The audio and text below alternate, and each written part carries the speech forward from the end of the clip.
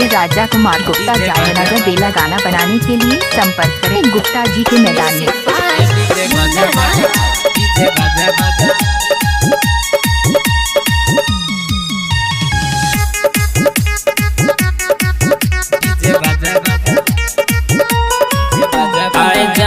के थे शादी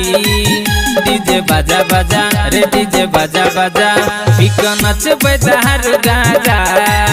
डीजे बाजा बाजा रे डीजे बाजा बाजा ससुरा जेते सनम रे नहीं छे कोनो गम रे सब आना डीजे के लले मजा आए जहान के छे शादी डीजे बाजा बाजा रे डीजे बाजा बाजा पिको नच बेदार गाजा डीजे बाजा बाजा रे डीजे बाजा बाजा। मिक्स बाय राजा कुमार गुप्ता जी जयनगर जिला बिहार से संपर्क करें। डीजे बाजा बाजा डीजे बाजा बाजा बाजा बाजा चिलमला गाजा बना कोयले आई रोकत है रे विस्कीला प्याग बना कोयले आई रोकत है रे चिलमला गाजा बना कोयले आई रोकत है रे विस्कीला प्याग बना कोयले आई रोकत है रे अब छे बरियाती रे स्वागत करब सब साथी रे डीजे बजा दही पूरा रे रहती ससुरा जेते सनम रे नहीं छे कोनो गम रे सब आना डीजे के लले मजा आए जहान के छे शादी रे डीजे बाजा बाजा रे डीजे बाजा बाजा पिको नच बेदार गाजा डीजे बाजा बाजा रे डीजे बाजा बाजा।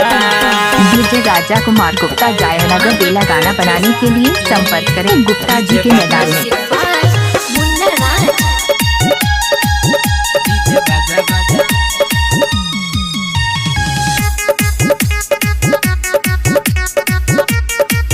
डीजे बाजा बाजा साउंड बजा लाइट बढ़ा दबा कतही न बेस रे ऑनलाइन सब गीत बजा कटत ही नेट रे साउंड बजा लाइट बढ़ा दबा कतही न बेस रे ऑनलाइन सब गीत बजा कटत ही नेट रे संतोष ढाली ज्ञानू रे दूर हेते हमर जानू रे तू ही कह अब कत कानू रे ससुरा जेते सनम रे नहीं छे कोनो गम रे सब आना डीजे के लले मजा आए जहान के छे शादी रे डीजे बाजा बाजा रे डीजे बाजा बाजा पिको नच बेदार गाजा रे डीजे बाजा बाजा रे डीजे बाजा बाजा। मिक्स बाय राजा कुमार गुप्ता जी जयनगर जिला बिहार से संपर्क करें।